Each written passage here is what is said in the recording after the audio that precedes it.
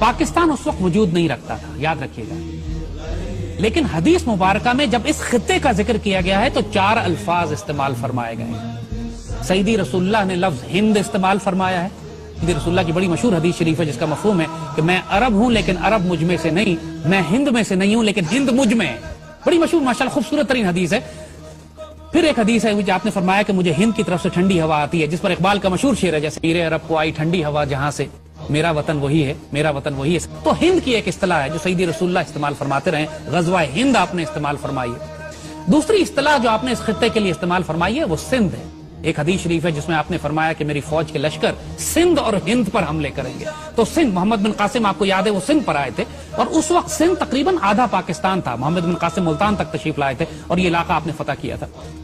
फिर जो लफ्ज आपने इस खित्ते के लिए इस्तेमाल किया है वो मशरक है, जनरली ईस्ट, मशरक की जानिब से। वहां मशरक से आपने फरमाया कि मुसलमान लश्कर भी उठेंगे जिनमें इमाम मेहदी होंगे, और आपने ये भी फरमाया कि खवारिज का फितना भी यहीं से उठेगा। और आज आप देखते हैं कि खवारिज का फितना इसी इलाके से उठा हुआ है, पाक फौज उसको सरकूबी कर रही है। फिर आपने लफ्ज इस्तेमाल फरमाया खुरासान का। खुरासान में भी जो हदीस मुबारका है आपने उसमें जो लफ्ज इस्तेमाल फरमाया कुबिला खुरासान या कबला खुरासान, जिसको जो मर्जी इराब लगा लें आप, इराब पे अगर आप इख्तिलाफ करते हैं, यानी खुरासान से पहले या खुरासान की जानिब, ये दोनों लफ्ज इस्तेमाल हुए। और एक आध हदीस में खुरासान का लफ्ज भी इस्तेमाल हुआ है। जो पाकिस्तान का शुमाली हिस्सा है, बलूचिस्तान से लेकर पूरा हमारा फ्रंटियर ट्राइबल एरिया से लेकर पूरा नॉर्दर्न पाकिस्तान, ये भी खुरासान है। सो अगर आप तीनों डेफिनेशन ले लें, तर्जुमा ले लें कि खुरासान ले लें, खुरासान की जानिब ले लें, खुरासान से पहले ले लें, जो भी तर्जुमा आप लेते हैं उसमें सारा शुमाली पाकिस्तान शामिल हो जाता है। और मशरिक जब कहते हैं तब भी पाकिस्तान शामिल होता है, हिंद जब कहते हैं तब भी पाकिस्तान शामिल होता है, क्योंकि हिंद जो है अब तकसीम होकर मुशरिक हिंद और मुस्लिम हिंद में तब्दील हो गया। सईदी रसूलुल्लाह ने जनरल डायरेक्शन की बात की है, खुरासान की जानिब, फिर आपने फरमाया मशरिक की जानिब, फिर आपने फरमाया हिंद की जानिब।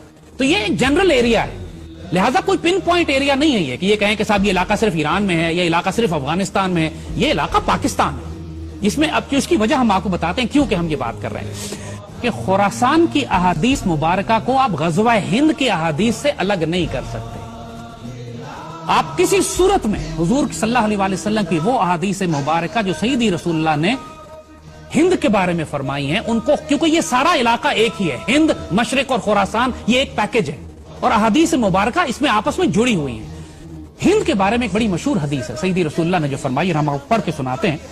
हजरत अबू हुरैरा रजी अल्लाह ताला से रिवायत है कि सईदी ने हिंदुस्तान का तज़किरा किया और फरमाया, जरूर तुम्हारा एक लश्कर हिंदुस्तान से जंग करेगा और अल्लाह इन मुजाहिदीन को फतह अता फरमाएगा, हत्ता कि मुजाहिदीन इन हिंदू बादशाहों को बेड़ियों में जकड़ कर लाएंगे और अल्लाह इस अजीम जहाद की बरकत से इन मुजाहिदीन की मग़फ़िरत फरमाएगा। फिर ये मुसलमान वापस पलटेंगे तो ईसा अलैहिस्सलाम को शाम में पाएंगे। ये नोट कीजिएगा, बड़ी अहम बात है, इसलिए कि खुरासान वाली हदीस में भी इसका जिक्र आता है, लिहाजा हम इसको जोड़ेंगे इससे। इस पर हजरत अबू हुरैरा फरमाते हैं कि अगर मैंने ये गज़वा पाया, गज़वा हिंद पाया, तो मैं अपना सारा मालो असबाब बेच दूंगा और मैं उसमें शामिल हूंगा, और जब पलटूंगा तो मैं एक आजाद अबू हुरैरा हूंगा जो ईसा अलैहिस्सलाम को शाम में पाएगा। और फिर वो हुजूर से कहते हैं कि सईदी, क्या मैं ईसा अलैहिस्सलाम को ये बता सकता हूं कि मैं आपका सहाबी हूं? हुजूर इसमें मुस्कुरा पड़े, मासूम सवाल था, हुजूर मुस्कुरा पड़े, कहते हैं बहुत मुश्किल, बहुत मुश्किल। अब इसको याद रखिएगा, देखिए एक बात, सईदी रसूलुल्लाह ने इस एक हदीस में पूरी मिलिट्री स्ट्रैटेजी क्लियर कर दी है कि आइंदा आने वाले वक्तों में क्या होने वाला है। मुसलमानों की एक फौज हिंदुस्तान से जंग करेगी और पूरी दुनिया इस बात से वाकिफ है, इसमें किसी को डाउट नहीं है कि वो फौज पाक फौज है। ये पाकिस्तान सईदी रसूलुल्लाह ने अपनी निगरानी में तैयार करवाया था। ये बात हम इसलिए बड़े एतमाद से कह रहे हैं कि इस बात को डिफाइन करके, डिस्कस करके हम 1000 दफा खत्म कर चुके हैं। कायदे आजम को हुजूर की जियारत हुई, हुजूर ने हुक्म दिया कायदे आजम को कि हिंदुस्तान जाओ, तुमसे ड्यूटी लेनी है। खान अफ कल्लाद जब बलूचिस्तान को अलग करना चाह रहे थे पाकिस्तान से, तो खुद एक्नॉलेज करते हैं, उनके पोते ने एक्सप्रेस न्यूज पे मुबश्शिर लुकमान के प्रोग्राम में खुल के सामने आके कहा है कि हमें हुजूर ने डायरेक्ट हुक्म दिया था कि बलूचिस्तान को पाकिस्तान से मिलाओ, पाकिस्तान बन रहा है। बलूचिस्तान का सूबा भी अल्लाह के रसूल के हुक्म से जुड़ा हुआ है। अल्लामा शबीर अहमद उस्मानी को सईदी रसूलुल्लाह की ख्वाब में ज़ियारत की, उन्होंने फरमाया कायदे आज़म मेरा सिपाही है, इसके साथ शामिल हो जाओ जाके। कायदे आज़म इकबाल के ख्वाब और मिशन और विजन जो था उसकी बुनियाद पर बना। नेमतुल्लाह शाह वली ने आज से 600 साल पहले जब इशारतें दी हैं इस खित्ते के हवाले से, तो उन्होंने मोमिनान गरबी का जिक्र किया है। मगरबी पाकिस्तान के मुसलमान जो हैं वो हिंदुस्तान पर फातिहाना गाजियाना कब्जा करेंगे।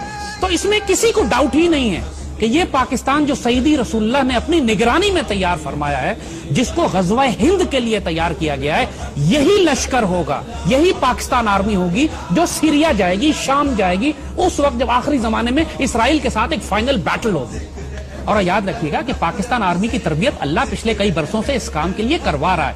ہم مسلم دنیا کی واحد آرمی ہے جو غزوہ ہند بھی لڑ رہی ہے، ہم انڈیا سے بھی لڑ رہے ہیں، ہم خوارج کے خلاف بھی لڑ رہے ہیں، اور ہم یہودیوں کے خلاف شام میں لڑ چکے ہیں۔ پاکستان ایئر فورس شام جا کے اسرائیلیوں کو مار کے گرا چکی ہے، اور آنے والے وقتوں میں پچھلے دنوں ابھی فلسطین میں ایک زبردست مظاہرہ ہوا تھا جس میں فلسطینیوں نے پاکستان آرمی کو دعوت دی تھی کہ آپ آئیں اور ہمیں آزاد کرائیں۔ تو یہ یاد رکھیے گا کہ اس خطے سے، خراسان سے، مشرق سے، ہند سے 2 فوجیں شام نہیں جائیں گی۔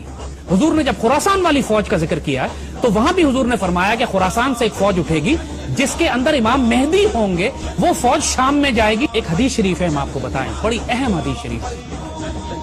میرے آقا سیدی رسول اللہ صلی اللہ علیہ وسلم نے بالکل واضح بتا دیا تھا کہ عربوں میں جنگیں در جنگیں ہوں، عرب دنیا تباہ و برباد ہو جائے گی۔ حدیث شریف میں ذکر آتا ہے کہ عرب جب بالکل جنگوں میں گھر جائیں گے، بے اختیار جنگیں ہوں گی عربوں کے اوپر، اور پورا عرب جو ہے حالت جنگ میں ہوگا، کوئی مستحکم حکومت وہاں نہیں ہوگی۔ اس وقت حضور نے فرمایا، ایک حدیث شریف ہے کہ اللہ تعالیٰ غیر عرب قوم میں سے ایک فوج اٹھائے گا جس میں عربوں سے زیادہ شہسوار فائٹر ہوں گے، تگڑے فائٹر ہوں گے، اور اس قوم کا اسلحہ عربوں سے زیادہ طاقتور ہوگا۔ نوٹ کیجئے کہ پوری عرب دنیا میں سب سے زیادہ خوبصورت فائٹر پاکستان میں ہے، اور پاکستان دنیا کا واحد مسلمان غیر عرب مسلمان ملک ہے جس کے پاس ایٹمی ہتھیار ہیں۔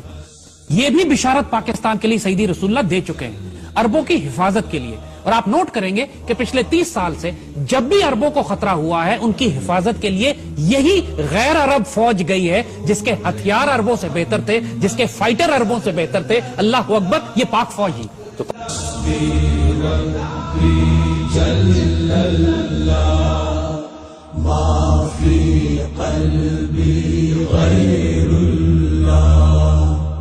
نور محمد صلی اللہ لا